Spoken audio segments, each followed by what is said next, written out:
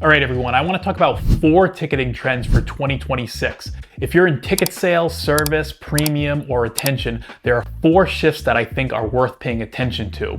And those are personalization at scale to capture value and create efficiency, maximizing premium revenue with less friction, memberships built for fit to create higher yield and utilization, and paying more attention to the ticket sharing network within a single account.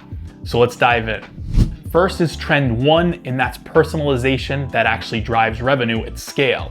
Teams have done a great job collecting fan data. We know purchase history, attendance, transfers, what games people choose, what they click, what they ignore. Most teams have a pretty thorough fan profile. Obviously, data collection doesn't stop, but the advantage in 2026 is acting on those signals and turning them into smarter outreach and smarter offers. And if I'm leading ticketing, I'm not asking, do we have data? I know we do. I'm asking, do we have a way or a system to consistently make smarter decisions based on what fans actually do? And do we get better with every interaction as we learn what works? Because that's what I think personalization really means in 2026. It's that next best action thinking. Basically, based on behavior, what's the next smartest move to create and capture value? Who do we reach out to? What do we put in front of them? And are we trying to drive a purchase, drive an upgrade, or protect that retention? And personalization isn't just the offer, it's also how you recognize people and serve them once they're in. This is why I think the feedback loop matters. Every customer action, every campaign, and every touch point should teach you something so that the next message, the next offer, and your timing continue to get sharper. Think about Netflix. They don't win by showing you everything. They win by getting you to say yes faster because the recommendations feel obvious. They pay attention to signals, what you watched, what you skipped, what you finished, what you binged on, and they learn what you value. Then they put the right thing in front of you at the right time, and that's how they keep you on the platform. Sports is the same. The goal isn't recommending a show, it's to keep fans engaged with the team. And from a ticketing perspective, the faster you match the right fan to the right offer and the right experience at the right time, the more you're gonna sell and the more you keep them around. The reality is fans are getting hit with messages from everyone. Teams, concerts, streaming services, airlines, restaurants, retails, you name it. Inboxes are full, so generic outreach becomes background noise. But relevance cuts through. The teams that get ahead are the ones that can look at behavior and ask, what's the best fit offer for this particular person? Because that's how you create more efficiency and more customer value at the same time. Trend 2 is that premium is the revenue engine, so it needs an e-commerce level buying experience. Premium has to be marketed and sold like the revenue machine it is.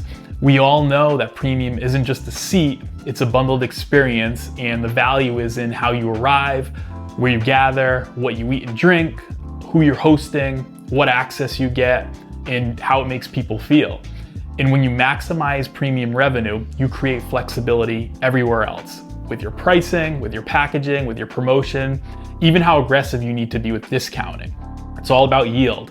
Maximizing the revenue per seat and per account, and premium is where you have the most leverage here.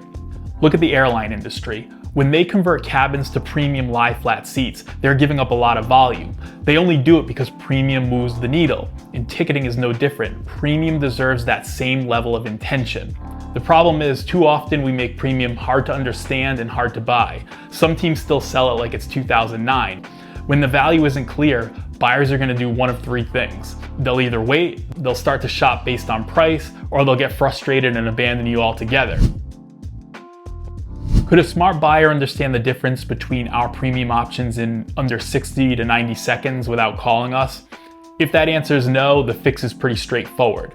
Better visuals, short walkthrough videos, clear comparisons, maybe customer reviews, and the ability to filter products by outcomes, what people actually care about.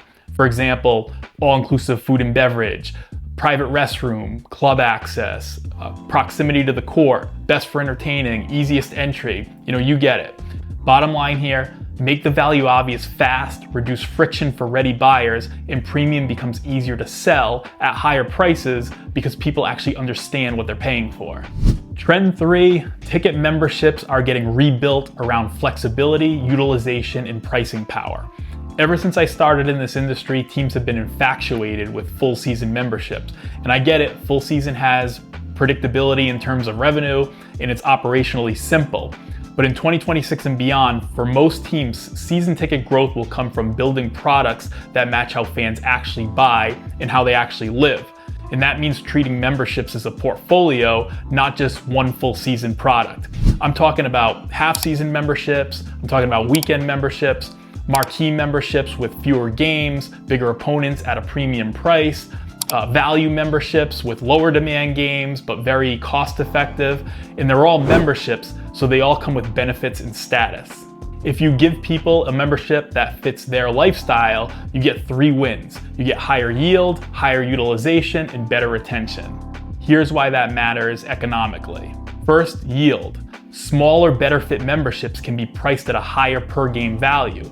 You're not relying on heavy discounting to convince someone to take on more inventory than they actually want. You're selling what they already value, so pricing power goes up. Second, utilization and retention. When the plan fits, people use it more and they feel less regret. And utilization is one of the clearest signals that that renewal is coming, because people renew what they actually use and regret what they actually don't use. And there's a secondary market angle here too. When you sell people the wrong package, they're constantly trying to dump tickets. And what that does, it floods the market, it pushes prices down, and it trains buyers to cherry pick instead of commit. You know, why renew when you can just shop resale all season with greater value and greater flexibility? When you sell the right plan, you reduce forced resale, you protect perceived value, and you still keep a healthy secondary market without turning it into the default buying behavior.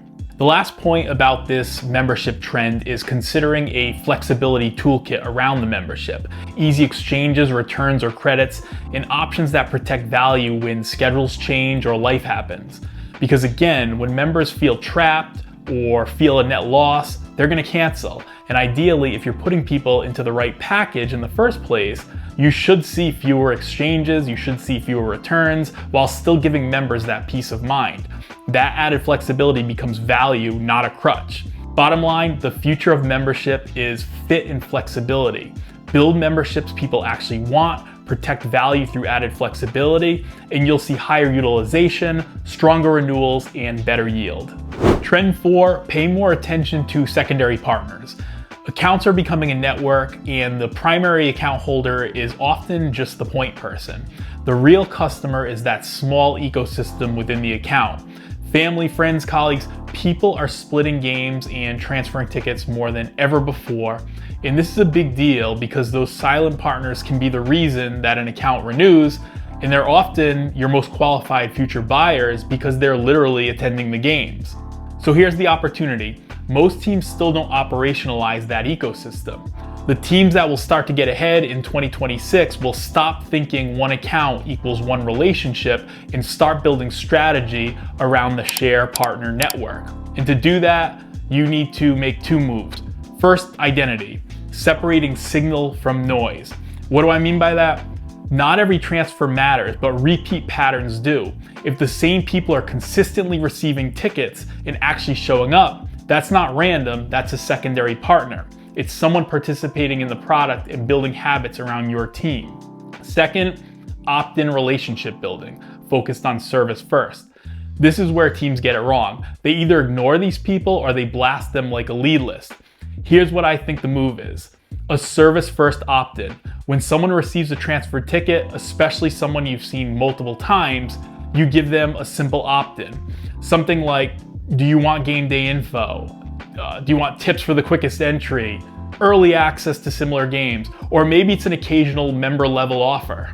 If they do opt in, now you can drop them into a sequence and learn more about what they value over time, and then you can engage intelligently.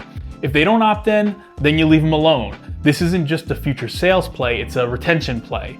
When the network around an account consistently has a great experience, the membership feels more valuable and the renewal gets easier. Bottom line, in 2026, the edge isn't just selling memberships, it's understanding and serving the ecosystem around that membership, because that's where future buyers and renewal strength are already hiding. So those were my 4 ticketing trends as we head into 2026. Personalization that drives revenue, premium sold with less friction, memberships built for fit and flexibility, and secondary partners becoming a real growth lever for your business. If you're leading ticketing, my takeaway is simple. The next wave of growth won't come from louder outreach. It's gonna come from better decisions, better products, and a better buying experience. Thanks for watching, and I'll see you in the next one.